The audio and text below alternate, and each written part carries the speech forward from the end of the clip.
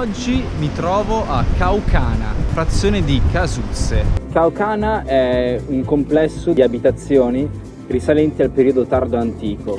Con il periodo tardo antico ci si riferisce al periodo che intercorre tra il IV e il V secolo d.C., in corrispondenza quindi di due avvenimenti importanti. L'editto di Costantinopoli del 313 d.C., che porta alla conversione dell'impero romano al cristianesimo e che ha fatto sì quindi che nascesse in quel periodo tutta quell'arte che viene accomunata sotto la denominazione di arte paleocristiana, e dall'altro lato vi è il declino dell'impero romano d'Occidente con la caduta definitiva nel 476 d.C. Il pregio di quest'area è stato dato dal fatto che per secoli le strutture abitative sono rimaste letteralmente seppellite dalla sabbia. Questo ha fatto sì che le abitazioni rimanessero intatte in tutte le loro strutture murarie. L'importanza storica di Caucana è data dal fatto che quest'area rappresenta uno dei rari esempi di insediamento tardo antico. Si pensa che la scelta di questo insediamento vicino alla costa è da associare all'esistenza anticamente di un porto marino da collegare attraverso scambi commerciali quest'area con Malta e alcune località del Nord Africa.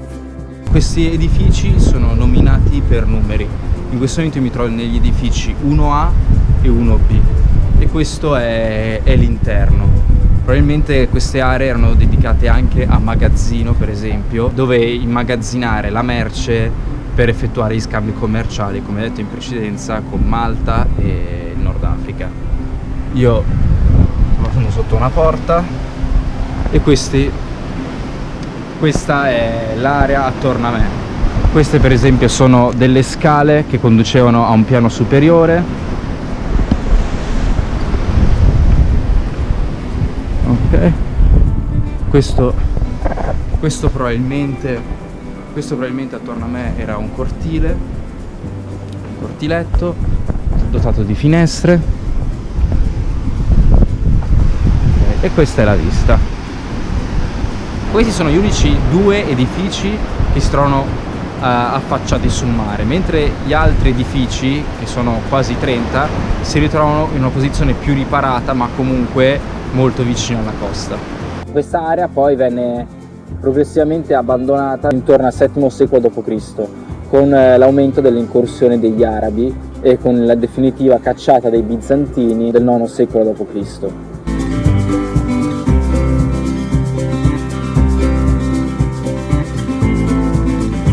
La chiesa,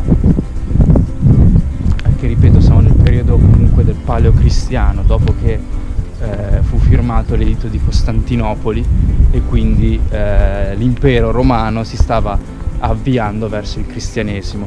Questa è una chiesa anche abbastanza grande, una basilica anzi. Quello che vedete lì in fondo è l'abside e qui sono rimasti dei mosaici a terra che rappresentano motivi anche abbastanza interessanti, come per esempio pesci, capre, cavalli, animali di vario tipo.